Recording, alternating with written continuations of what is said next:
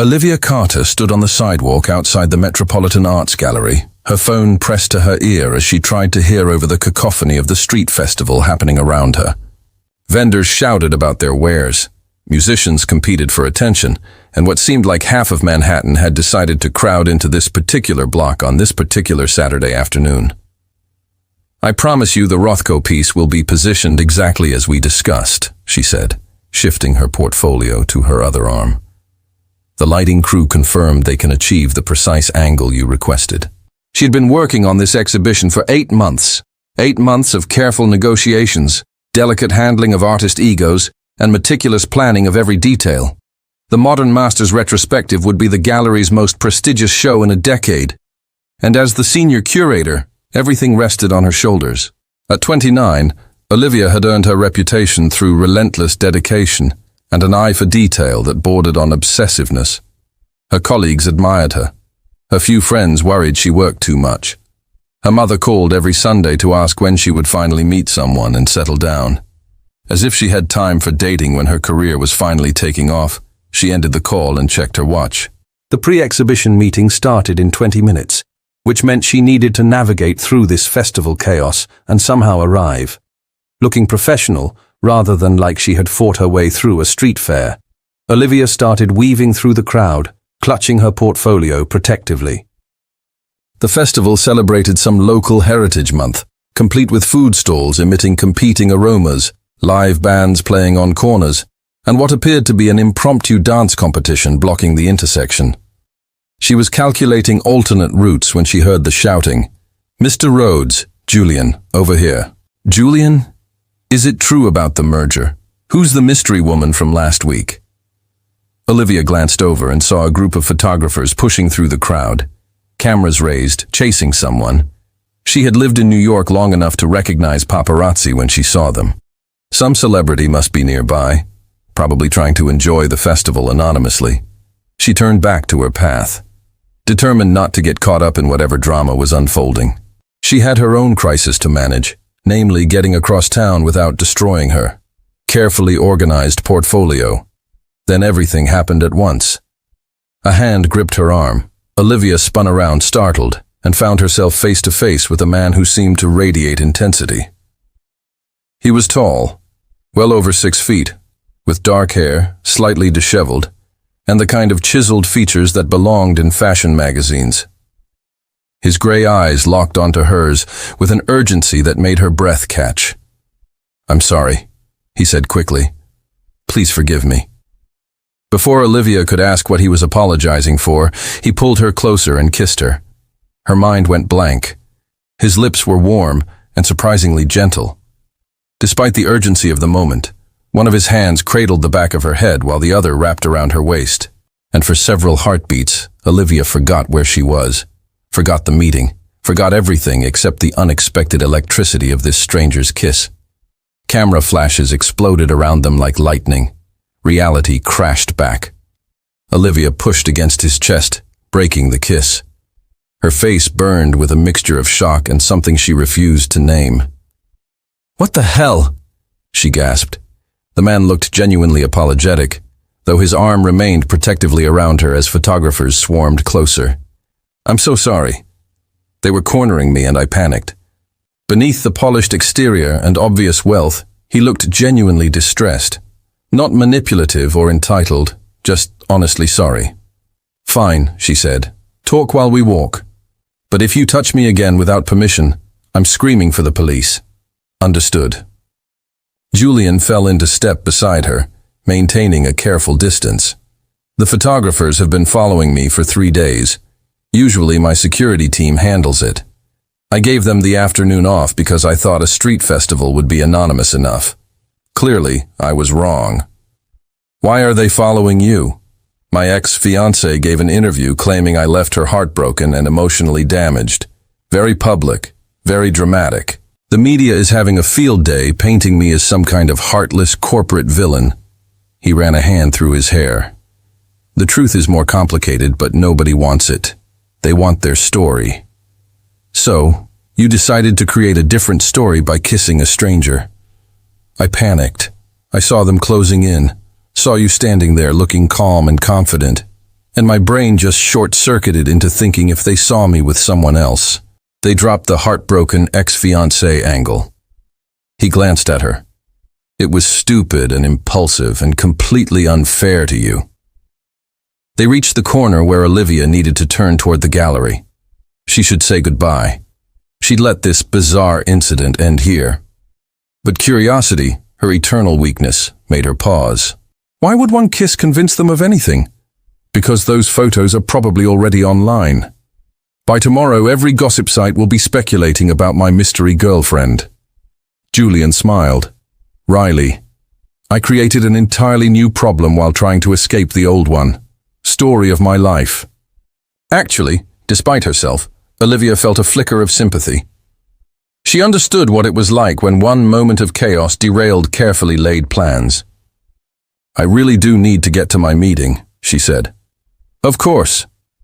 Julian extended his hand, then seemed to remember and dropped it again. I'm deeply sorry. If those photos cause you any trouble, please contact me.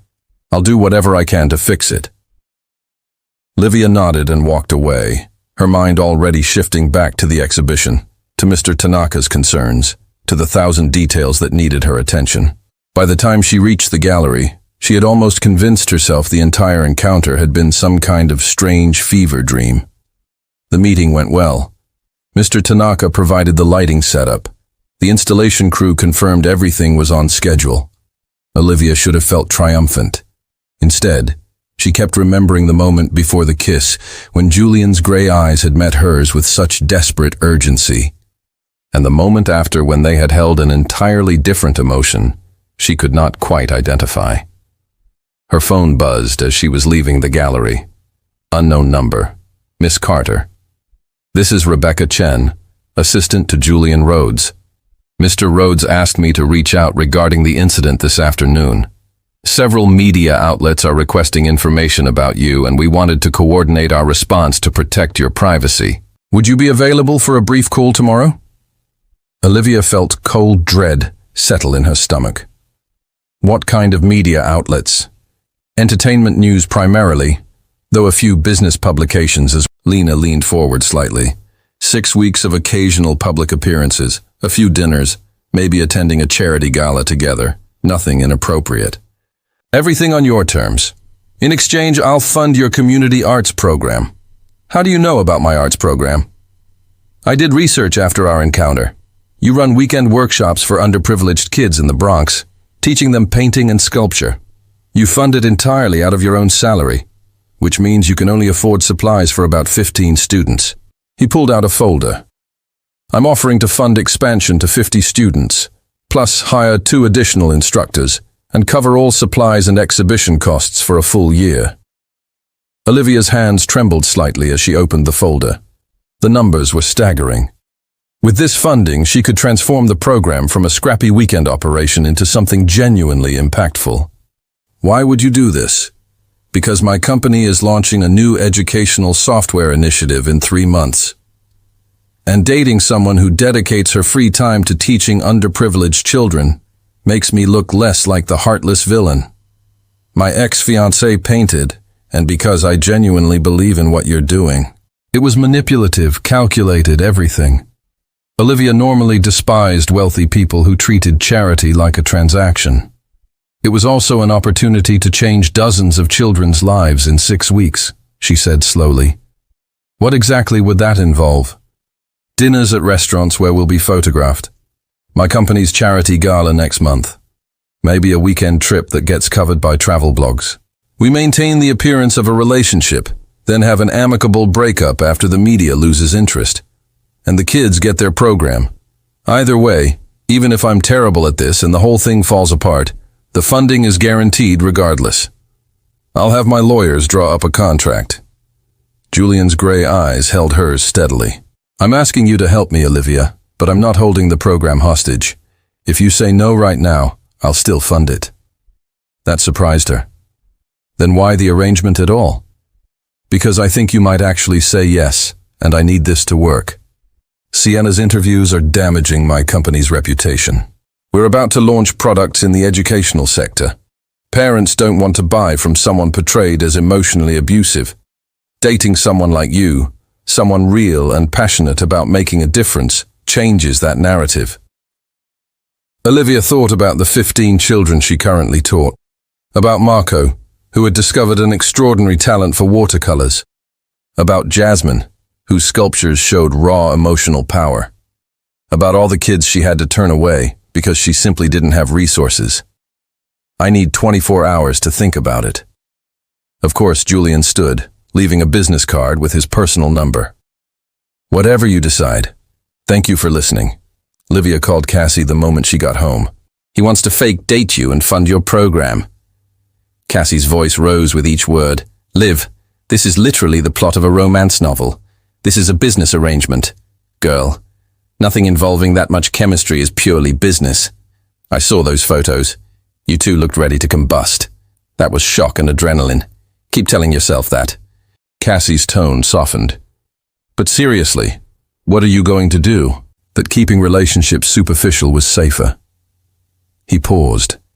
Sienna was supposed to be different. She came from my world, understood the pressures, but she wanted the performance more than the reality. What happened? I realized 6 months before the wedding that we barely knew each other beyond our public personas. When I suggested postponing to actually build a real foundation, she went to the press instead. Julian's jaw tightened. Turns out her love for my reputation exceeded her love for me. Olivia reached across the table and squeezed his hand before she could think better of it. I'm sorry. That must have hurt. It did. He looked down at their joint hands, then back up at her face. But it taught me to value people who are genuinely themselves, regardless of cameras or expectations. The moment stretched between them, charged with something neither had anticipated. Olivia pulled her hand back, suddenly very aware this was supposed to be pretend. We should probably look like we're having a romantic dinner, she said, reaching for her wine glass. Right, performance. But Julian's eyes held hers with an intensity that felt anything but fake. The following weeks blurred together in a strange mixture of planned public appearances and unexpected private moments. Julian attended the opening of Olivia's exhibition, standing beside her as critics and collectors circulated through the gallery. His presence drew additional media attention, which translated to higher attendance and more sales for the artists. Your good luck, Olivia told him afterward, as they shared takeout in her tiny apartment. Having escaped the gallery's after-party, where you're brilliant at your job and people are finally noticing, Julian looked around her cluttered living space with obvious fascination. Every surface held art books, sketches, or small sculptures. This is so completely you. Is that a compliment or a criticism of my housekeeping? Definitely a compliment. My penthouse looks like a hotel. This looks like someone actually lives here, creates here, dreams here. They had fallen into a comfortable rhythm. Public dinners where they played the perfect couple, followed by private conversations where they dropped the act and talked like friends. Julian shared stories about building his company from a dorm room project. Olivia told him about growing up with a single mother who worked 3 jobs to fund her art school dreams. She must be proud of you, Julian said. She is, though. She keeps asking when I'm going to bring my billionaire boyfriend home for Sunday dinner. I'm happy to meet her if you want. Olivia looked at him carefully. That feels like it crosses a line from fake to something else. Maybe the line is blurrier than we thought. Before Olivia could respond, her phone rang. The community center director called about the arts program's first expanded session. Olivia, you should see these kids' faces. The director gushed. The new supplies, the extra space, the additional instructors. It's transformed everything. Marco was working on a piece for a student exhibition, and Jasmine has been teaching the younger kids. This is changing lives. After she hung up, Olivia found Julian watching her with a soft expression. Thank you, she said quietly. Whatever else this is, thank you for making that possible. You made it possible. I just provided resources. He stood to leave, then paused at the door. Olivia, I need to tell you something. This arrangement, it's starting to feel less like an arrangement to me. Her heart hammered against her ribs. Julian, I know. 6 weeks business arrangement, clear boundaries, but I can't stop thinking about you. When we're together, I forget to perform. I just am. He ran a hand through his hair. I'm not asking you to feel the same way. I just needed to be honest.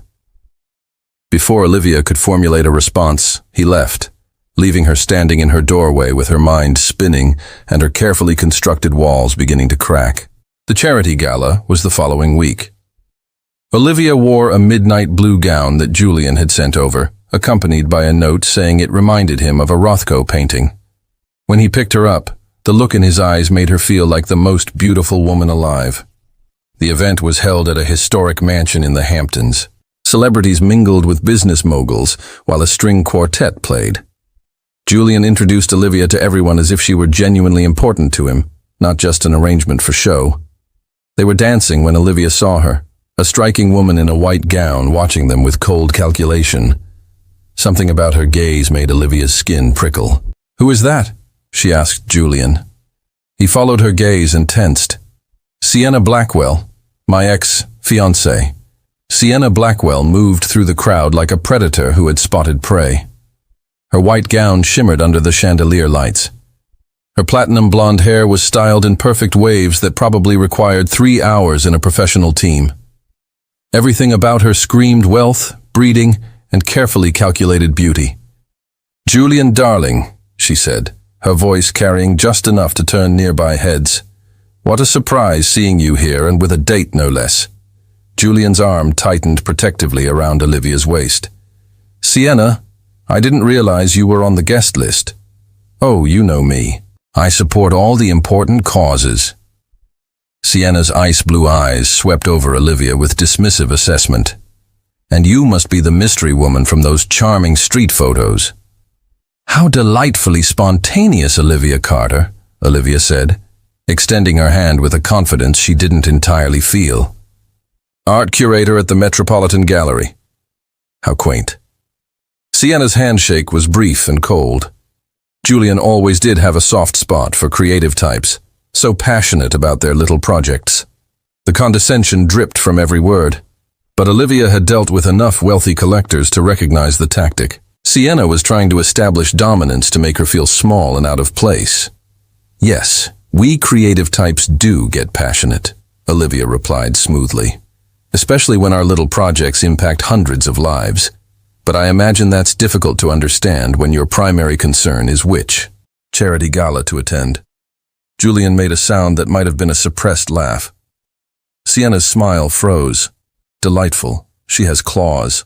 Sienna turned her attention back to Julian. "Darling, we should talk privately. There are some matters regarding our previous arrangement that need clarification." "We have nothing to discuss," Julian said firmly. "Oh, but we do, especially concerning certain promises you made about after this little publicity stunt concluded." Sienna's voice dropped to a whisper, but Olivia caught every word. "Or should I share those text messages with your new companion? I'm sure she'd be fascinated to read about your plans for reconciliation."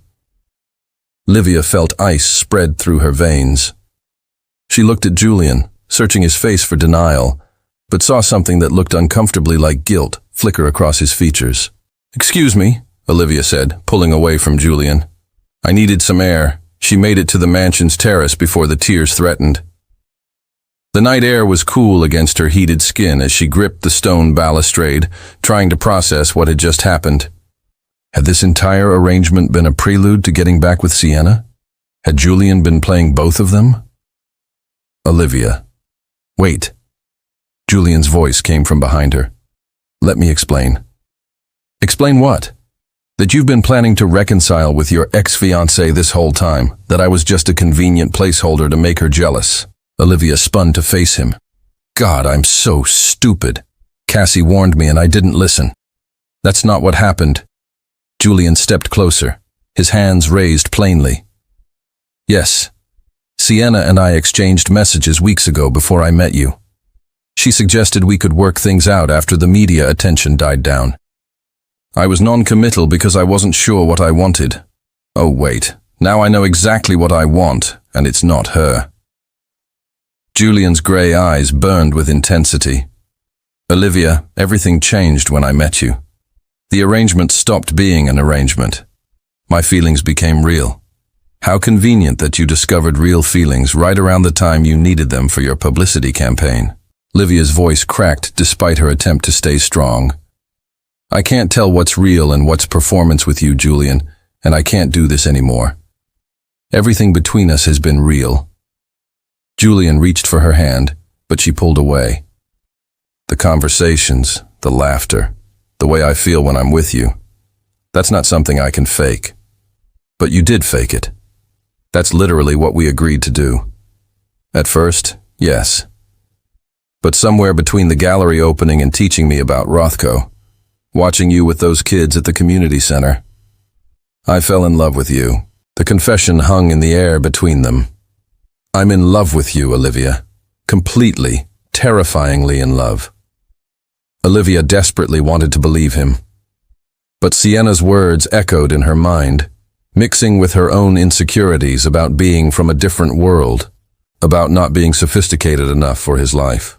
I need time, she whispered. I need to think. Take all the time you need. I'll be here. Julian's voice was rough with emotion, but please believe me when I say that what I feel for you is the most real thing in my life. Olivia left the gala early, ignoring the curious stares and whispered speculation. She took a car service back to the city and spent the night alternating between crying and furiously sketching, trying to process the emotional chaos. By morning, she had 17 sketches of Julian's face and no clear understanding of what to do. Cassie showed up at 10 AM with bagels and coffee. Okay, I saw the photos from last night.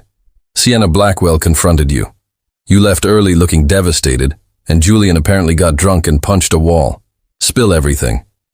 Olivia told her the whole story while systematically destroying a cinnamon raisin bagel.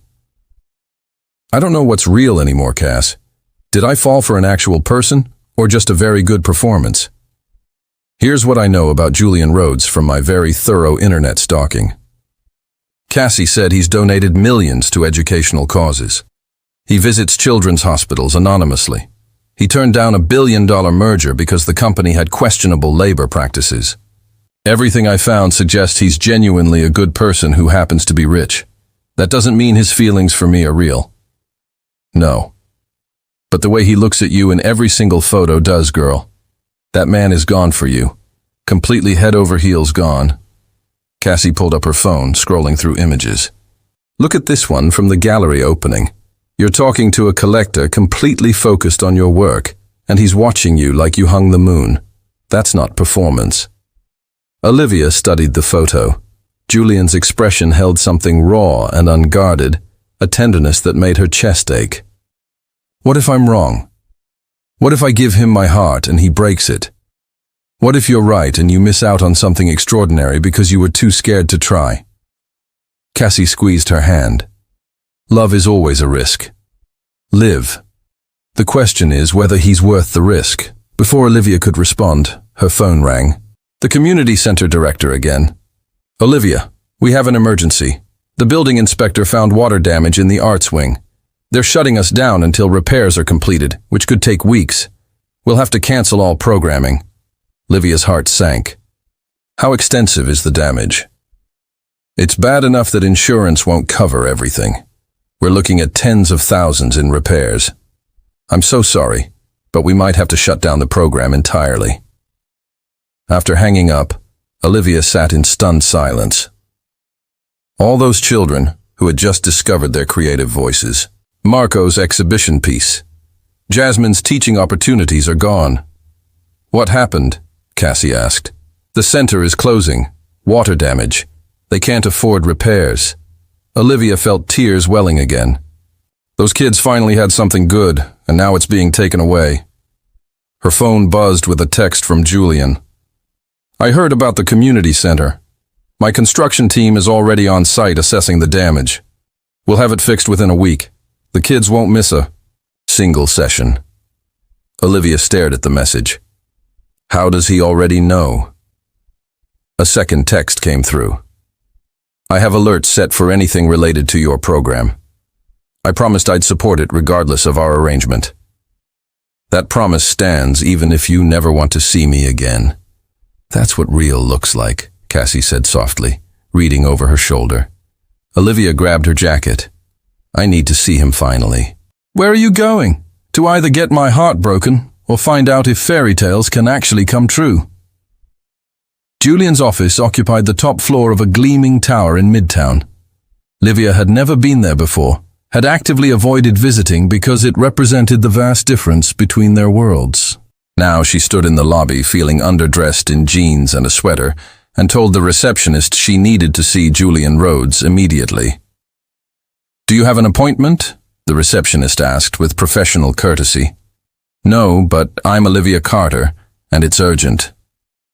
The receptionist's eyes widened with recognition. One moment, please. Within minutes, Julian's assistant, Rebecca, appeared looking harried. Miss Carter, I'm afraid Mr. Rhodes is in back-to-back meetings all day. There's a crisis with the educational software launch, and he's been here since 5 this morning trying to resolve it. It's important, Olivia insisted. Rebecca hesitated, then made a decision. Follow me, but I'm warning you. He's not in a good mood. They rode the elevator to the top floor where the executive offices had floor-to-ceiling windows overlooking the city. Rebecca led Olivia to a massive conference room where Julian stood at the head of a table surrounded by worried-looking executives, his jacket discarded and his sleeves rolled up. The security flaw is unacceptable, he was saying, his voice sharp with frustration. We're selling products to schools, to parents who are trusting us with their children's information. We don't launch until every vulnerability is eliminated, even if it means delaying 6 months. But sir, the financial projections, one executive began. I don't care about the projections. We do this right or we don't do it at all. Julian ran a hand through his already disheveled hair. Olivia saw the exhaustion in his posture. He looked up and froze when he saw her standing in the doorway. Olivia, I'm sorry to interrupt, she said, but I need to talk to you. Julian dismissed the meeting immediately, ignoring protests about unresolved issues. When they were alone in the conference room, he just looked at her with an expression so vulnerable it made her chest ache. Thank you for the construction team, Olivia said. It's for keeping your promise about the program. I told you that wasn't conditional on anything between us. Julian stayed on his side of the table as if afraid to come closer. The kids deserve their program regardless of how you feel about me. How I feel about you is terrified, Olivia admitted. I'm scared of how much I want this to be real.